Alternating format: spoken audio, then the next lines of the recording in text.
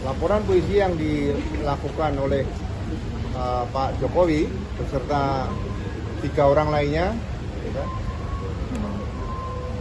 berkaitan dengan pasal-pasal dugaan tidak pidana 310 yaitu pencemaran nama baik dan 311 masalah fitnah KUHP lama ya. Tidak pernah terjadi ada perbuatan delik aduan pencemaran nama baik atau fitnah dengan melaporkan terlapor lebih dari 1. Jadi sesuai dengan pasal 1 asas-asas legalitas ya KUHP dan pasal 2 KUHP yang baru ya, bahwa perbuatan pidana apa secara eksplisit yang dinyatakan sebagai pencemaran nama baik atau fitnah itu tidak pernah dijelaskan.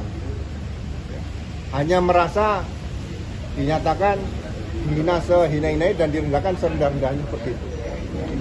Jadi saya katakan bahwa laporan dugaan peristiwa tidak pidana itu tidak jelas.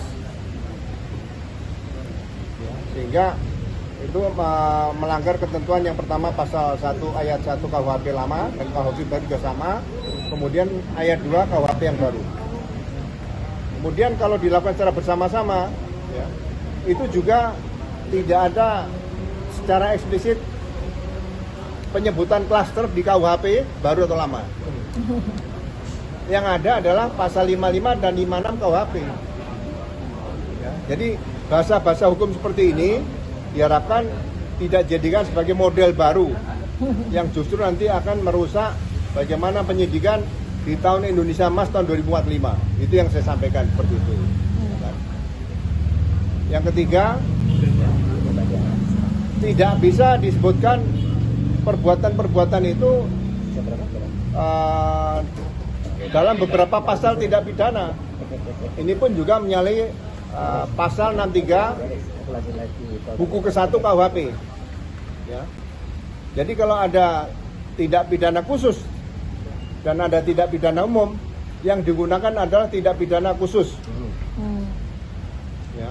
Sebagai contoh misalnya tidak pidana korupsi. Seorang pejabat negara tidak lagi dikatakan penggelapan dalam jabatannya sebagai pemegang keuangan. Ya undang-undang korupsi itu, undang-undang pidana khusus itu yang diterapkan seperti itu. Hal-hal seperti ini saya sampaikan ke depan. Semoga dengan yang kejadian terakhir yaitu SP3 Saudara Egy Sujana dan Saudara Damai Hari Lubis ya, itu secara tersurat dan tersirat ya, karena mereka melaporkan ya, 4 orang melaporkan 8 orang, berarti penghentian penyidikan juga harusnya diberikan kepada seluruh yang dilaporkan oleh Pak Jokowi dan kawan-kawan tadi. Jadi tidak bisa diambil sendiri 2 orang di SP3 yang lain tidak. Ya. Karena penghentian penyidikan itu walaupun dikaitkan dengan restoratif justice, ya, itu alasannya juga harus jelas. Ya. Saya tidak mengkritisi ke arah apa dasar penghentian penyidikan, tapi selalu dikatakan dengan RJ.